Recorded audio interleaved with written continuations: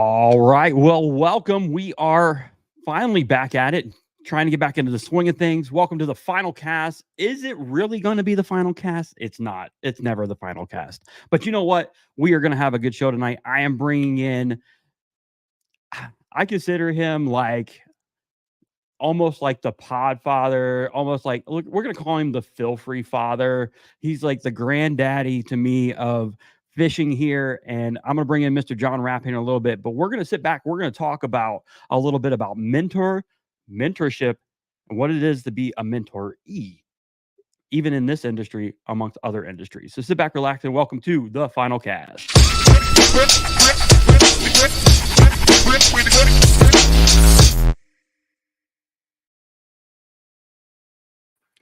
All righty, Mr. Rapp, how you doing, brother? What's going on, Randy Newton? How you, brother? Man, I'm telling you, you're going to be in this neck of the woods in a couple days, aren't you? Yeah, man. I just Josh Deal, a buddy of mine from Georgia's got the house all set up. I think they're already down there. Well, he's going down tomorrow. I think a couple other guys are coming in. I I'll be swinging down hopefully Wednesday, if not Thursday, at the latest. Nice. So Now tell everybody what you're coming down to do. You're just not coming down to hang out by me. no, man. I'm coming down to fish the Hobie BOS, the pedal only event on Lake Norman. Pedal only event. Wow. How many Yeah. do they have going on for that one? They have two for their season, and this is one of them where they went to power this year. They kept a couple with pedal only, and so it was. It's going to be a good time. I'm actually swinging by. Feel free. I'm picking up a new, what sort of like what you got, the Moken 12.5 pedal drive, and so may have to come over and do some rigging. Hey, You know what, I have a garage right here. You can come right on over and do it, and then at the same time, you can maybe force me to get mine out on the water. It still has yet to see water. This is how bad it's been this season. Just to let you well, guys know, it's been an awesome time going on in the Newton household. It's been soccer season, so of course I've been coaching that, and it's been knee deep in travel soccer, recreational soccer, and anything else that you can think of about soccer. So it's been a little bit busy. But today we are going to talk about um, a topic that is very near and dear to John and I's heart, and that is mentors. Mentorship, being a mentoree, or even being mentored yourself. And what does that mean in this industry and amongst other industries that you can be part of, uh, being mentored? And we had a very lengthy conversation about this and about how like there's so much going on in this industry that you can get turned around backwards and sideways really really quick.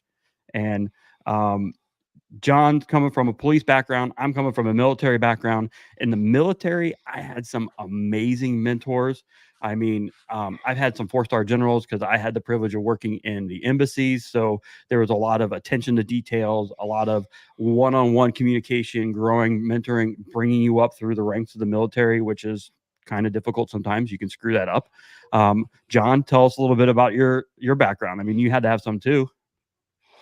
well, I'm sorry, but Schiller's playing some April Fool's jokes in the chat stream there. So I do believe in two more big daddyology. I live by that philosophy, Mr. Schiller. So I look forward to following you along the Waffle House chain on the way down to Orlando here in the near future. But my background, a lot of folks that may not know my background is um, I spent 8 years on active duty in the military. While I was transitioning out of the military, I got into the West Virginia State Police. Spent 21 years there. And then when I hung up the gun belt there, I spent another 9 with the U.S. Marshal Service as a contractor. So 30 years wearing a gun belt, spent a lot of time in a chain of command type of atmosphere Hmm. where you have people, when you walk into a new environment, you have somebody guiding you and providing you with a little bit of SOP on that area of operation. So I truly understand the topic we're talking about today. So when you were going through your careers, did you have like one What'd particular you say? person? Oh yeah. And did you hear that? Yeah, I Yeah, heard that one. mentorship. Yeah, Mentorship, yes. yeah, You're always mentored by your wife. I mean, come on. yeah. As I just got mentored from down Tommy Covey. What's up, brother? It is great. It's great to hear Miss Beth's voice in the background, by the way. Just saying. Yeah. Hey, man, I was tickled to death that she John the Jersey and took off. With me to Virginia this past Saturday, and we spent about 4.5, 5 hours at the Journey Outdoors location in Lexington. Watched 5 or 6 Phil Freeze go out the door. Nice. Yeah, I was really tickled to see that. A lot of pedal drives, a couple standards, but and yeah, Tommy Covey, she is the boss, no doubt. Old snack queen there. So Yep. Guarantee. Guarantee she's the boss. Even when she's around all of us, she's still the boss. yeah. But yeah, so tell me a little bit about like when you're going through the military, then you make a transition to the police force, then you're working in the private sector a little bit. Tell me about an individual that kind of like was there with you along the way that you were able to learn from because we all have to have one. When I was in the service, when I was at the lower ranks, I didn't really have one, but when I got to working at the embassy, that's when kind of like my mentors finally started kind of like coming into my life. Now, of course, we all have like our fathers, we have those. Those are great mentors, those are great leaders in our lives. That's what gets us to where we kind of are today of the individual and the human being that we are. But when we go off and we go into another industry, another field, or another job, there's got to be somebody there that was there. So tell us a little bit about like that one person that was with you for some of that. Well, I can think of a couple people. I had Mark Melanson. Um, he was, he was in the military with me, and we were in D.C. My last part of that helped me with some transitioning issues. Then when I was in state police, when I was first coming out of the academy and went up, and had to put, you know, and I know a lot of people can relate when they use their college degrees and their trade degrees. When you go out and you go to the field versus doing it in a sterile environment, where you don't have outside influences. You know, you have somebody there to guide you, walk you through, and as Randy's familiar with an after action review type of report Hmm. where you can done better. In the state police, our field training is 9 months after we've went through the academy, and you normally have you have 3 stages, and those stage one, stage two, and stage three. And each stage, you have a different field training officer. So you get different aspects from different people. You learn different methods, different ideologies, and thought processes. One guy may be strong in criminal work. The other guy may be strong in drug traffic, Hmm. interdiction. Another guy may be really strong at interviewing techniques. So you take a little bit from everybody, and you then become polished and become your own entity from those different types of environments that you learn from. And um and it, the same aspect is with fishing. When I got into fishing, the first part of my mentorship was really not one individual. um a friend of mine, a friend of you, I think you may know him, John Gillespie down in Princeton. He, Hmm. he he's been fishing for years. He built my fishing poles for a long time. Um, and then even Tommy Covey here that was on the chat. He's a really well versed fisherman with like the drop shot, the jigs. He had his own jig company and made a lot of weights. So I learned stuff from him and those techniques. And then you take them and you apply them when you go out, and you then at that point, you know, as Randy, and you please interrupt and jump in when you're thinking of something, but you take those techniques and you apply them to bodies of water that you go fish. If it's a deep lake, you might want to throw something that works deep. If it's a Right. shallow, grassy type of water, then you have a different application that you might use there. And you and I've talked about it all the time. This time of year is my weak point. I can't cold water fish, and that's where I need mentorship now. is having somebody that can take me out, teach me some techniques, how to work ridges, cliffs, or drop offs and points, Hmm. and go, and work those areas and learn how to fish those. And that's old school fishing, because nowadays we all know that live scope and active target, and now 360 imaging, which I just purchased. Waiting for it to get here from Hummingbird. But you got all those techniques that really, really, if you study them and learn them, it'll throw you, it'll advance you. We see it every day, especially the last couple of years, where on bass and MLF, your winners were more seasoned guys that have spent time on the water and applying the trade and learning tricks and tips, techniques that could catch fish. And now you have guys that are coming in with all this new technology at 19 years old and smashing fish and Yeah. and breaking records. So I mean, it, there's so many ways that we can go about teaching people nowadays, and it's hard to just focus on one area, because you need to have a wide stream. You got to have that 360 thing going on, to learn everything that's going on. So when you're I'm gonna interject here a little bit. So when you're going through all those phases, obviously because of social media and things nowadays, it makes it a lot easier. You have technology at your fingertips. You can pull up Yeah. a precise thing, you can learn it. But when you're going through and you're trying to study off of somebody and you're trying to learn from somebody in particular, how do you go about picking that person who's going to mentor you? Like how do you what's your three top things that you look for in that person that makes them want to be the mentor that you're wanting them to be? Well, I mean, first of all, it's you, you know, you got to have somebody you can have fun with, right? Right.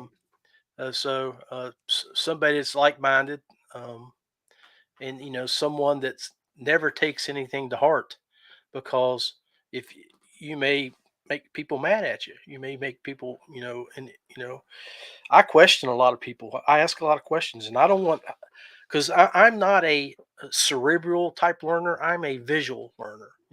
I can't read something and follow directions, but if I watch you and I see things, I can learn it. And so He's a that's, hands-on learner, everybody. Just remember he gets handsy, well, so he's I hands-on. wish. Hey, come here, baby. David Melton, Nicholas, man. Hey guys, what's going on? We're getting them from all over the place. No, welcome to Yeah, the heck show, yeah. everybody. But definitely, we're talking about mentors and mentorship. So he talked about definitely somebody you kind of want to be like, you want to have fun with, but at the same time, you want to make sure you're learning from. What's another quick topic that you want to have that you're kind of like selecting that mentor? Well, Brian, you ain't supposed to tell those secrets, Brian. Um, well, a couple guys on our team they're down right now fishing at Gunnersville, getting ready for the KBF National Championship. You got Rick Garavaglia, Kyle Struther, Jerry Spradling. These boys are West Virginia boys. I fished with them for years. But fishing with somebody and then going to stay in a house for a week and listening to them talk, watching their study habits. Those boys and Kyle just had a great event. We had him on Paddle and Fin Network last week on the Rusty Hook. Right. He went to Bass out of Tulsa and finished seventh. And I was never more happier for a dude in my life than to see him succeed, because that boy studies. He Right. is he consumes knowledge about the the water levels, the temperatures. As he explained, he would go watch video from different events at the lake that he went to fish. Old video, he would go look at old Google Maps to see the water level and terrain. He would join social media groups on that lake, like let's say Lake Norman. He would go look for a Lake Norman fishing lake Right. page, and then study the past posts for that time that he was going down there. Dude is a connoisseur of knowledge, and I learned a lot from him and Jerry and those guys at the house. I don't take it as serious as some people, and I'm not. I'm more in it for, if I win, great, but I am not going to kill myself trying to pick something apart and then go out there and have a bad time and then get angry that I spent so much time, Resources, yeah. invested so much time into something that I failed because I accept failure. And hey, Elvis Lee, there's another hammer right there that does great. But I mean, I accept failure and I learn from it, but I'm not afraid of it. You know, Right. um, I win from developing the relationships like I have with you. Um, I would rather much go fish with some people, have a great week with them, spend time with them, learn about them and how they tick.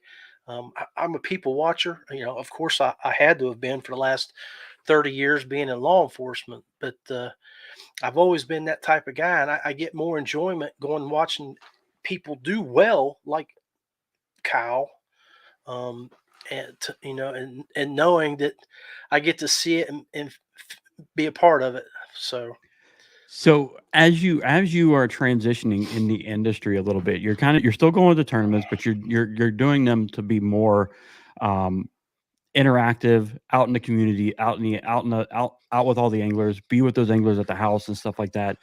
As you starting to transition now into like doing more of the shows and doing more of the podcast and doing more of show floor work when you go to like the expos and stuff like that, what what is now like your key thing that you're looking at for an individual to that you want to have mentor you? I mean, I really don't see myself in a position where I need mentoring. I mean, we always can learn something, right? Hmm. Um, and I do have weaknesses, but I'm not actively looking for someone to teach me anymore. I'm an old goat, man. I mean, um, Not at this true. Not true. You totally took one entire week and we finally set you in front of a computer and we put you into the system and we made you learn this. But he learned it and like he still developed a skill and a technique and things like that. You've got to learn from somebody, you have to grow from something. And I guess that's one of the reasons why we're having the conversation, is because now there's so many individuals that are coming into this industry and they're wanting to do this, they're wanting to do a podcast, they're wanting to do a show, they're wanting to get out there and hammer it really hard on Instagram shorts and YouTube shorts and things like that, but they're going I at it and they're not getting any traction. So explain that a little bit. well, that's all hard work, and I was talking to one of my guys earlier. I think he's doing a podcast somewhere, and he was talking about they were going to talk more about pro staff and stuff like that. And I'm like, well, my thoughts are is when you're in a business like this, first of all, kayak fishing is a small network, and you don't want to burn bridges. Um, you don't want to brand bash, Hmm. and if you got to talk about something, talk about the positives of the things that you use. Like I'm with Feel Free, I'm going to talk about all the positives of why I use Feel Free, why I've been in a Feel Free kayak for the last 10 years, why it works for me. Because why it works for me may not be why it would work for somebody else, but someone may take that knowledge and remember it, because the boats that I have may not be compatible for someone who fishes in a different style that I do. I fish skinny water, fast water, mostly rivers in Right. the area that I live. Occasionally, I'll go down to Randy's neck of the woods and hit a big lake. So I have a boat that I've designed to do that, to fish on the big lakes. Now, granted, I'm redesigning a boat and I'm gonna break it in when I get down there this in the next couple of days. But I have a couple in the garage that I could load up and take with me if I wanted to. Um, I believe, again, I'll reemphasize, don't brand bash. And the other thing is when you get involved, when you have someone that you're working with, there mentoring can be more than just one individual. It can be a company, Right. and that marketing director. that says, here's what I need you to do. Well, he didn't come up with these ideas or with this list of things because he doesn't know what he's doing. I encourage guys, you got to hashtag.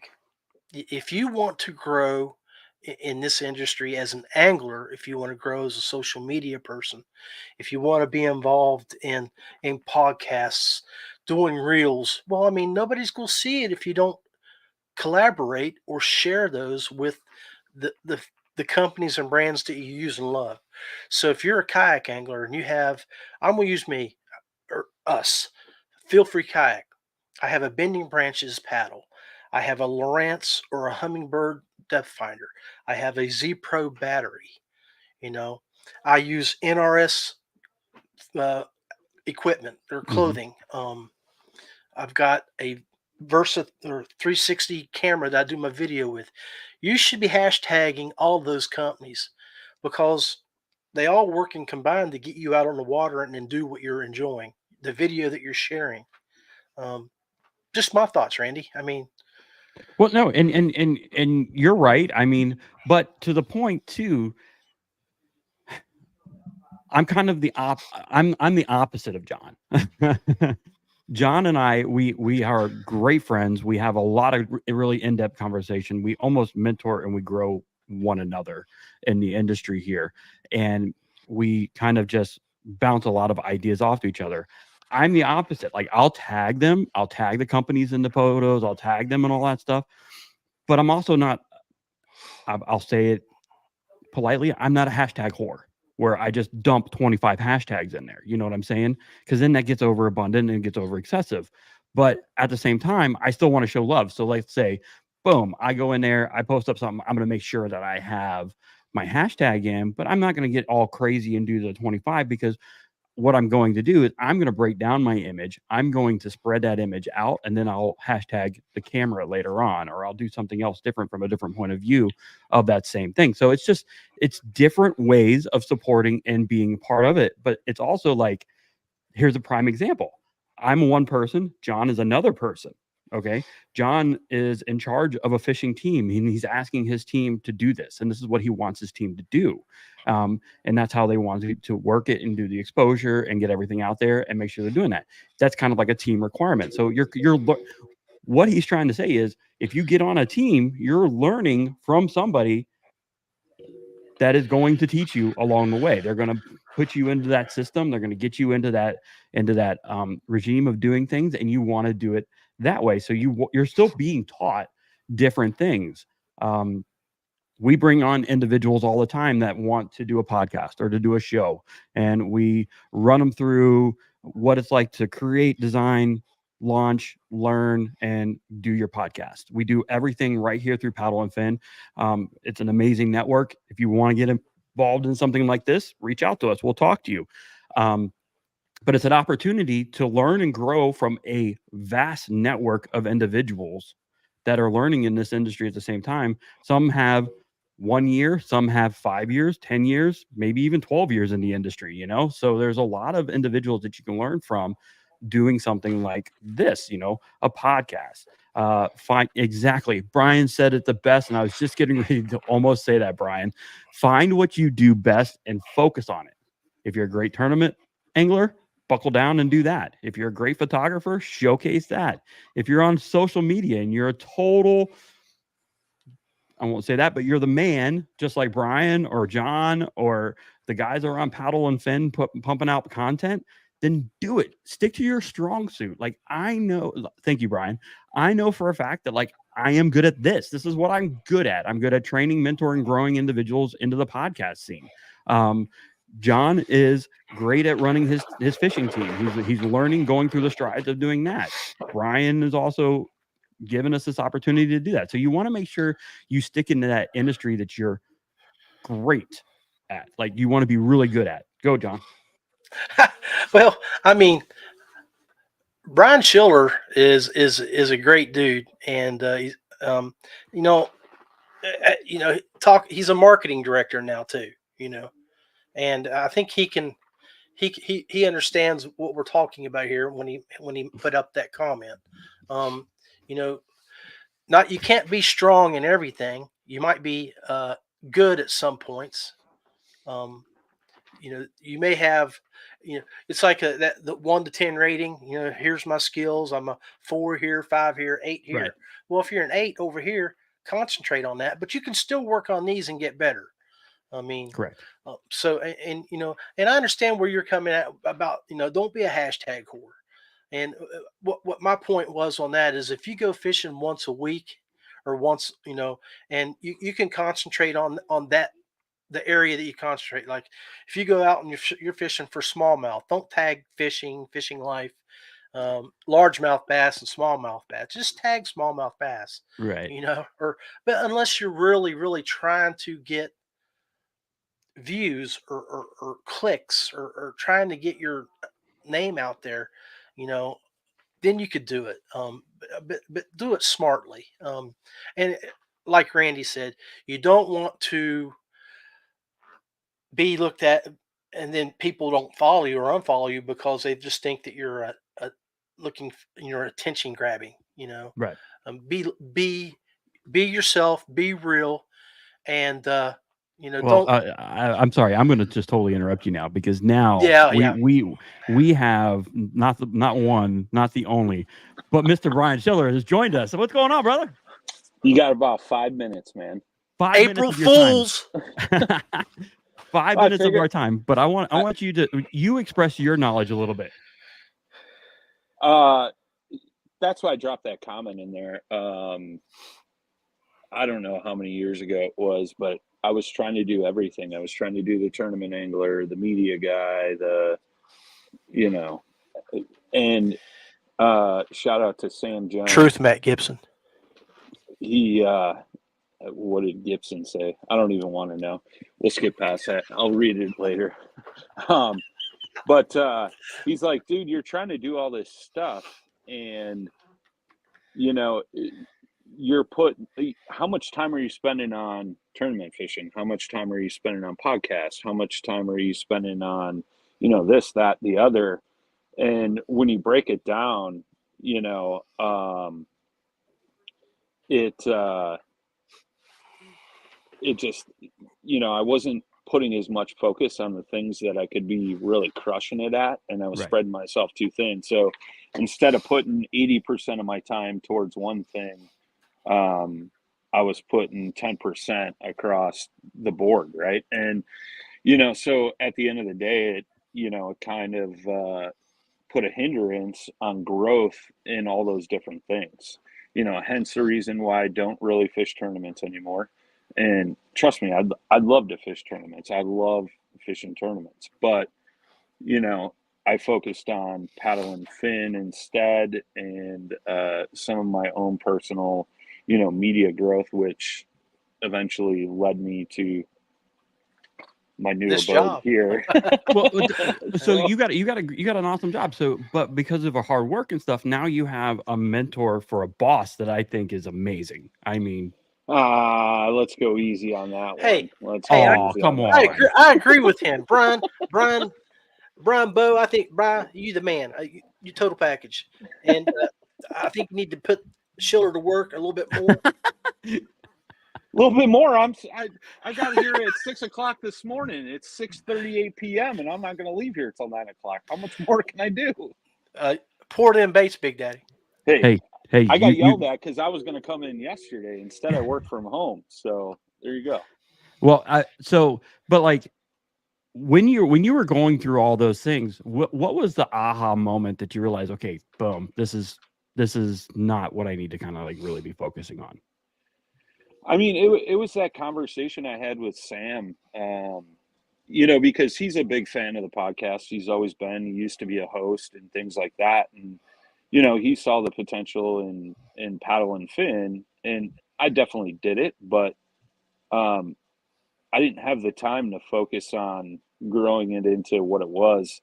And not only that, but growing a team to help grow it into what it was, So I kind of had to put, my aspirations of, winning the national championship or walking across the Bassmaster Classic stage or whatever, on the back burner to really focus on this, right? And in the long run, looking to where I'm at now, it was the right decision. You know what I Well, mean? let's look at it this way. I mean, you can hit that home run once and walk across the stage and make a nice $20,000 or $25,000 check, or you could hit the grand slam and do something for a living that you love, and you're making a living doing it. You go to work and you start at 6 a.m. and you're still there now with a coffee cup in front of you because it's not work, it's a passion, it's love,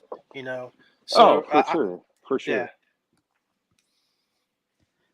So I'm keep like, moving over a little bit there. I got prototypes like all over the desk here, and I'm like, No, but so I think I'm with you. Like I went through a phase. Like I went through a phase where I was constantly doing what I needed to do as as an individual to start in the industry, because at the industry it was cutthroat at the beginning, was it not? sure, I yeah, mean, oh yeah, yeah, yeah. I I mean, mean, go for it's one of those things where back in the day, kayak fishing was just starting to get legs. You know what I mean?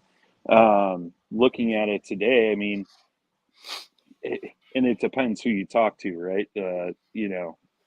Kayak manufacturers are seeing a little slump, but I think that's more of they got used to the COVID boom. You know what I mean? So Yep. things are going back to normal. So they're kind of like, oh, geez, But I don't think there's necessarily a slump. Maybe regional areas. You know what I mean? Like it. my local kayak shop. I mean, they're killing it, business as usual. Up from 2019 already. You know what I mean? So that's the realistic way you got to look at it, on the business end of things. But I mean, how many times do we see a new guy posting on Kayak Bass Nation, KBF, any of the kayak groups, right? That, hey, just got my first kayak, looking for rigging ideas, things like that. I'm in a lot of those like kayak rigging or trailer rigging, things, groups on Facebook and stuff. And you're seeing a lot of new people still coming into it and asking questions, looking for answers. And, here's the hardest thing too, right? Like, I think all this conversation is great, but I've been thinking about this a lot lately is like, not everybody wants to have a job in the industry. They just want to get out on the water and fish, right? It's Which is true. Yep. great. And you can't forget about those folks. And, Yeah, but at this, tournament fishing is that big in the grand scale of kayak fishing. yeah, 100%. Right. And, you know, for the longest time, I mean, since I was a kid, I thought the only way to make it into the fishing industry was to go and win the Bassmaster Classic, right? Like, I didn't know there was all these other avenues. And granted, with technology, social media, things like that, all these opportunities have grown, and you're seeing more and more ways to get into it, right? Like I've had that conversation with more people than I care to admit, but like I think it's great. You know what I mean? Because bringing in fresh blood into the industry um, allows for expansion on what we already have, and Right. seeing ideas grow. Right? Like for the longest time, it was like I have all these ideas stashed away up here. Now I just need somebody to listen to me, and to see those things come to fruition, it's pretty incredible, right? And I think the more companies take input from everyday anglers, whether you're a tournament fisherman or recreational person, guys like you and I, whoever it may be, man. I mean, the opportunities are endless. But Right. one of the things I learned in this journey, I guess you would call it, is a lot of those companies are kind of, they got the blinders on, right? Like they're Yeah. focused on this and they're only wanting to talk to, X, Y, and Z, and I think that puts a hindrance on them. You know what I mean? So Yeah, I don't it know, does. man. this conversation could get spun a million different ways, but going back to my main point. So here's one thing. Did you have one person that was with you all the time, kind of like mentoring you and growing you and like showing you things in the sport? Or were you just, like Chris Payne said, blazing your own path through the entire thing? Yeah, right. And that's just it, right? Like Chris Payne, man, look at that guy, what he's done. Like, Jeez. Yeah. unbelievable, right? Like, Right. you know, It's a shame that the new generation of kayak anglers really don't know who he is. And I wish Chris would be a little bit more vocal about things that he does and what he is. Need to get him back on our show a little bit more often. But I mean, magazine writer for yeah, 16 to 18, ICAST interviewed all the new products, wrote all kinds of different. Hey, check that out, Brian. Thumbs up with you, buddy. You got a thumbs Yeah. up. But all of the different articles he's wrote over the years. I mean, yeah, I mean, and that's just it, right? Like that's something Chris has had a strong suit in for years, right? yeah, And it was all developed out of passion, right? And you know, that's just it, right? Like I said, you got to focus on what you're good at and buckle down and, you know, get after it. You know what I mean?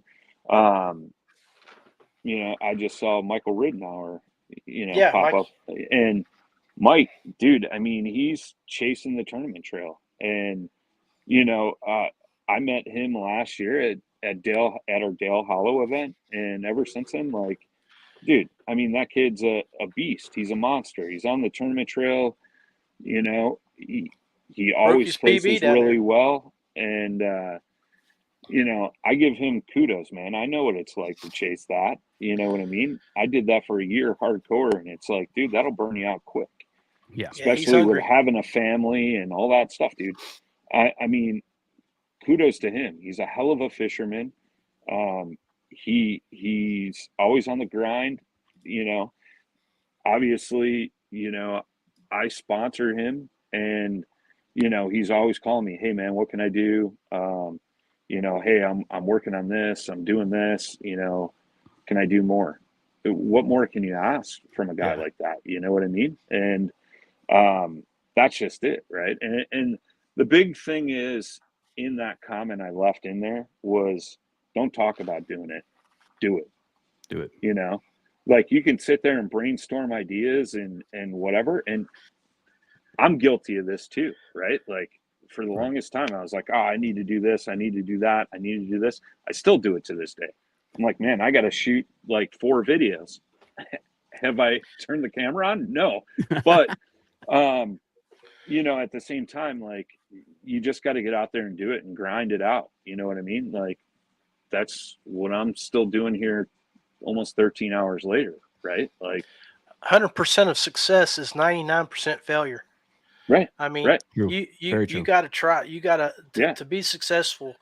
Expect failure and keep after it. Well, Yeah. and to go with what Brian's saying, what John's saying also is that you've got to do the work. Like, so Yeah. you can't just sit there and just constantly, like you said, brainstorm, come up with ideas, boom, boom, boom. You got to put proof in the pudding a little bit. You got to actually do Right. it. Right. You can Yeah. write a plan down all day, but until you implement it and go for it, you know, Yeah. it's just writing on paper. Yeah, Well, for sure. what we're gonna do real quick. I know Brian's got to go, but we're gonna do a Dale Hollow teaser real quick. So do not forget, Dale Hollow is coming up the end of this month. So you want to sign up now, turn the X, and do it. 2 more, Big Daddy.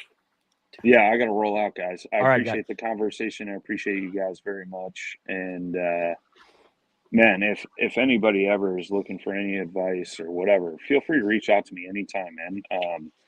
You know, I'll shout out JD DeRozier. You know, I reached out to him way back in 2018, I think it was, and you know, never met him a day in my life, and at that point, and I just sent him a Facebook message.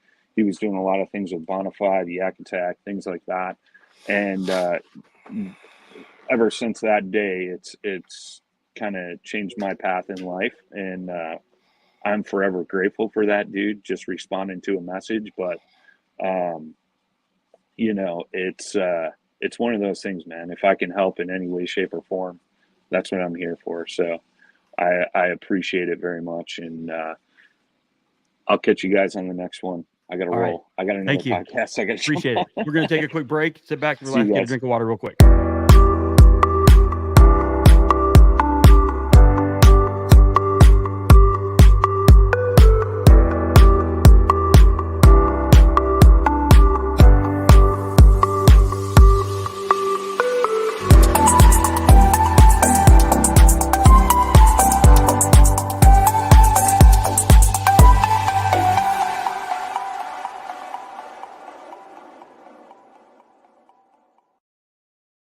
That's right. Join us April 27th and 28th in Dale Hollow. Who will be the next winner? We hope it will be somebody new, but if you go back and you repeat again, that would be absolutely fantastic. I'm not going to say. I mean, it would be pretty awesome.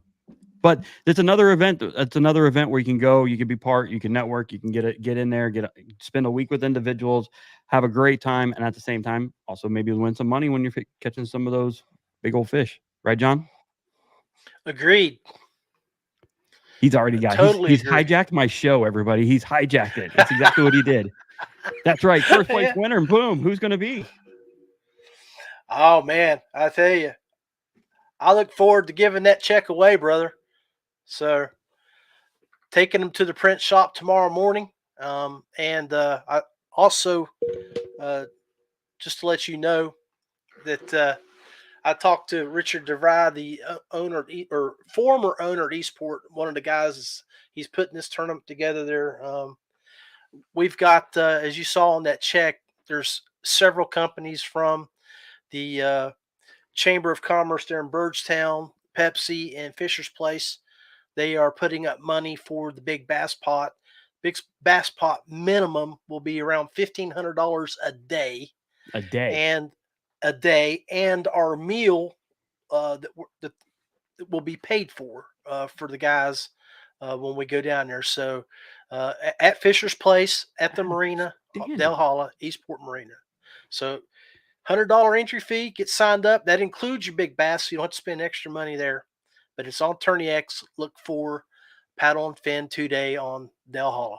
On Dale Hollow. That's right. So make sure if you're up for it and you want to make a little trip at the end of this month and do something different, and you're not part of the big massive chain, but there will be other anglers coming from all over the country down to Dale Hollow. So there's a large contingent coming from Tennessee and also West Virginia.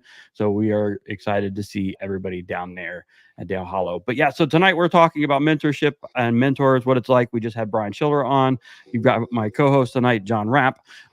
If you're joining us just now, halfway through this show, it's a sensitive subject because, I mean, honestly, you can get into this industry and you can kind of try to free float through it and try to figure it out on your own, and you can learn a lot because of social media. But what I'm trying to say is pick a mentor, pick somebody that's actually in the industry, that's been in the industry for a while, and learn from them. But make sure you pick the right one. You don't want to pick a negative one. You don't want to pick a nasty one. You don't want somebody that's going to help stir the fire, kick the pot, do whatever, kick the hornet's nest, do whatever it is. You want to learn from them in a positive way, and that's what I'm basically trying to get. And one way that you can start doing that if you're new in the industry, new into the kayak fishing scene, is join a local kayak fishing club.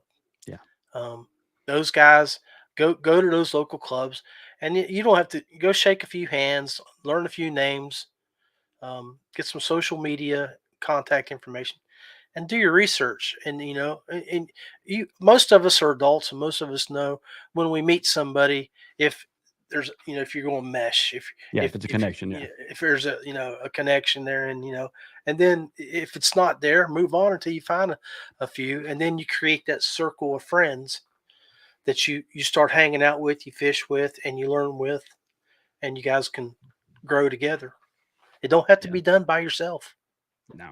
And that's the one thing is you don't want to do something by yourself. You want to have somebody alongside of you. You want to either go in together when it's completely new to both of you. Like I brought in a friend of mine, Tim, down in Florida, got him into the kayak thing, got him on a kayak, and next thing you know, he was my ride or die partner all through the entire state of Florida, and Thank you, Tim. All I gotta say is thank you, buddy. I appreciate you, and also your friendship. Um, but yeah, so you just kind of figured it out on the way while you did it, and things kind of happen, or you get linked up with somebody from a local fishing group, or you've hit a trail stop and you get to meet some of those people and network with them a little bit, and you're like, hey, you know what, maybe I want to like learn some more from this individual, or want to learn something new, or hey, maybe I want to do what John and Randy are doing, and they're in this paddle and fin thing and trying to figure out how to do this whole show stuff. Reach out. The best thing you can always do, and the most nerve-wracking thing is, you can reach out to somebody. What's the worst they're going to say? No. But I can tell you right now, in our industry, there's a lot of individuals that will say yes, and they will help you. They will talk you through. They will get you through everything you need to understand either social media, reading a graph, or understanding what the topography is on Del Hollow, or all sorts of, like, there's somebody that is very good at it, and they're willing to help you also. No doubt. Um, No doubt. So yeah, so go out and find that mentor, go out and find that friend, find that person that's going to be involved in your life when you're in this, because you know what, they're going to be your number one supporter. They're going to be right there with you, whether they're teaching you, coaching you, or just fishing with you. They're going to be with you 100%. So make sure you find that right person. Well, I got, and we all get started in this industry, into fishing in one way or another. And I've told my story over the years. I started in a bass tracker, one of those little 10-foot bass pond buggies. And, I started with my wife, who was then my girlfriend. Um, we got out of that and we got into the kayak scene. And, Matt Gibson is absolutely correct. One mentor can also lead to another, because as you grow, Mm-hmm. you may grow away from one relationship and into another. It's like a tree; it branches off, but you're still part of one group. You're Right. still part of that. You never lose that one mentor, because you're always going to have him. That's why I started off saying, don't burn bridges. Because as you grow and as you move, you know, the tree splits, the tree grows, and you grow with it, or you can work your way back down to the roots and start all over. Yeah. So Yeah. Yeah, I guess one of the biggest things out of this entire conversation, and we've hit on a lot of what you kind of just need in your life, and that's to make sure you have that support system. And that support system is what's going to help you. It can be many other people. I appreciate all these individuals that are in this comment section right now. I appreciate all of them, because you know what, they're supporters of us, but at the same time, I know a lot of them, and they're all working their way into the industry. They're all doing their thing. They're doing their niche, and they're doing what they're good at. And I'm very proud of a lot of them. I definitely I'll give a shout out to one in particular, Nicholas Beltran down in South Florida. He's kind of taken over reins and doing everything down in the very far south of Florida now, and just doing the kayaking thing. I'm proud of him for doing that. But you want to make sure that you get those. The mentorship is partnership, is basically what it is. You're partnering with other individuals. You're growing. You have they're teaching you. They're giving you advice when you less expect it. They're giving you experience that they've had throughout the time. They're often normally an older individual kind of helping out a younger individual, and just make sure that you have somebody that's there to help coach you along the way through this, because this can be a very rewarding sport, and it can also tear you down super, super fast. And as you've heard from Brian, myself, and John, you can get stuck in some niches that you're not very good at. Like, I learned very fast that I'm not a very good tournament angler. I'm a decent one, but I'm not a very good one to bring home a check. And my wife told me that all the time, you know. But you want to make sure that you have the support that can coach you in the other aspects. Like, I learned social media from another individual that's not even in the fishing industry. I learned how to do those things. I learned how to pick up this stuff, production, stage production, things like that. So now that's carrying over into other things. So you want to make sure that you always have somebody in your life that is encouraging you to grow. That's exactly what I want to say. Mentor, someone that is encouraging you to grow. John? hey, I don't think I could segue that any better. The whole idea is don't be stagnant. look for a way to continue to improve and use the resources around you. Um, mentorship. I mean, sometimes, when you've been in the industry a while, you get a little stagnant. You hit a hump. I mean, I've hit it. Um, I went from the tournament scene hard from 14, 15, 16 to a tournament and at those times I was a tournament director, and then Mhm. I started my own club, ran that club, still have it, nonprofit, and now I'm running the Rusty Hook, part of the Paddle and Fin, managing 2 fishing teams nationwide. There's ways to grow, and you, there's never ever let yourself fall in that hole. Yeah. It's a still military thing that we've talked about. When you're digging that hole, if you're digging that hole and you need help getting out, I'll jump in that hole and help you out. True that. Don't look and feel like that you're alone. And you're We gotta, not. yeah, Anybody, you're not in this alone. And a lot of the individuals that are in those comment sections, they know that too. They've got mentors, they've got individuals that's helping them grow as well. And that's what we hope to do here with Paddle and Fin, Final Cast, the Rusty Hook, all the other shows that we have here, the OG, and some of the newer ones that are getting ready to start coming out. But yeah, we're here to help. We're here to support you. We're here to just give you the support you need and help get you out of that hole if you need it. So if you need help, or you need somebody to talk to, you need somebody to help you grow in the industry, or you want to learn something new, and maybe that's kind of like your niche and the things you need to move forward, reach out to us. Reach out to Brian. You can always get a hold of him through Facebook Messenger. It's it's the easiest way to get a hold of us. Boom, you can do that. We definitely will pour in resources and give you and help you point you in the right direction to get the answers that you need. John, I always appreciate you. We've been on for about 50 something minutes already. I can't believe that has already gone by fast. Brian takes a lot of time. yes. But that's why we love him. We love him for that. But no, again, thank you to everybody who's joined us. Make sure you get out there and get somebody to help you grow in this industry, mentor you, grow. And always remember, this is the final cast, but it's not really the final cast. We'll see you again shortly. I'm going to have a new guest on us, a Canadian angler out of the north is going to be joining me this week. We're going to be talking to him about some of the things and how he's kind of grown into this industry and what he's doing and what he's going to be doing in the future. So look forward to that coming out with the final cast. John, what's next on your show?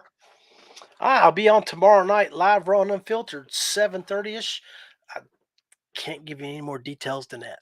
That's it. That's all he can tell you. But again, remember, tomorrow night, 7:30. You might get me tomorrow night at 8 p.m. and we will talk to you later. Enjoy the rest of your week. If you have spring break with your kids this week, take them outside. It's gorgeous. It's been nice to down here. So take them outside, do something. PFD. Always wear it. Always wear your PFD. Thank you very much. Have a wonderful evening and enjoy the rest of your week. Look forward to seeing you guys again on the final cast.